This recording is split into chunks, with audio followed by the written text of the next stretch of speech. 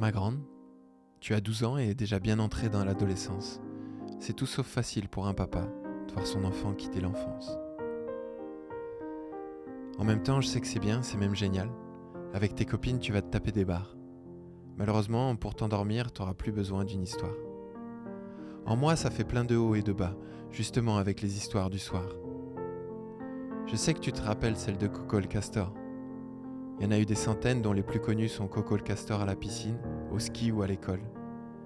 J'avais pas envie de lire et j'ai préféré inventer ce personnage. Je te racontais toujours ta journée, avec ses nombreux apprentissages.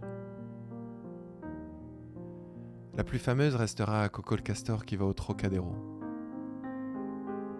C'était évidemment le jour où on avait été voir la Tour Eiffel.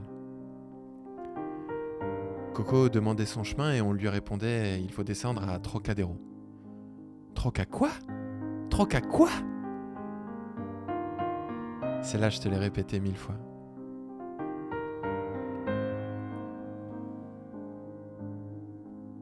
Ce qui est génial avec un enfant, c'est qu'on rit 100 fois de la même blague. Cette histoire, j'avais beaucoup de mal à la finir. J'avoue, j'adorais entendre ton rire. Pourtant, je sais qu'il faut du calme avant de dormir. Entendre ton rire, c'était un son merveilleux. Rien qu'à l'oreille, je touchais les cieux. Il y avait tellement de soirs où c'est moi qui m'endormais le premier. J'avais à peine fini l'histoire que je m'étais écroulé. Il y a une autre chose dont je me suis rappelé. Entre 3 et 6 ans, après l'histoire et le temps de silence, tu disais « Papa, tu sais, quand tu veux, tu peux y aller. Hein. » C'est une phrase qui me faisait fondre. Elle est tellement simple, belle et puissante. Elle est pure. J'ai aimé ces moments et ces années, c'est plus que sûr. Et je dois dire que les voir se terminer, c'est plus que dur.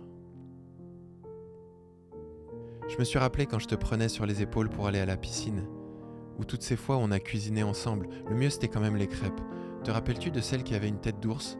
On n'avait plus assez de pâtes, on a tourné la poêle dans tous les sens. À la fin ça a fait une tête d'ours et on a ri. Combien de fois j'ai écouté à ta porte ce que tu disais à tes peluches, puis en souriant, je suis parti. T'es définitivement la fille de ma vie.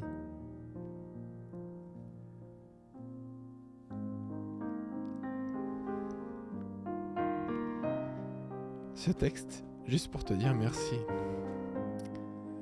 Merci pour tout ce que j'ai vécu avec toi. Merci, tous ces souvenirs sont gravés en moi.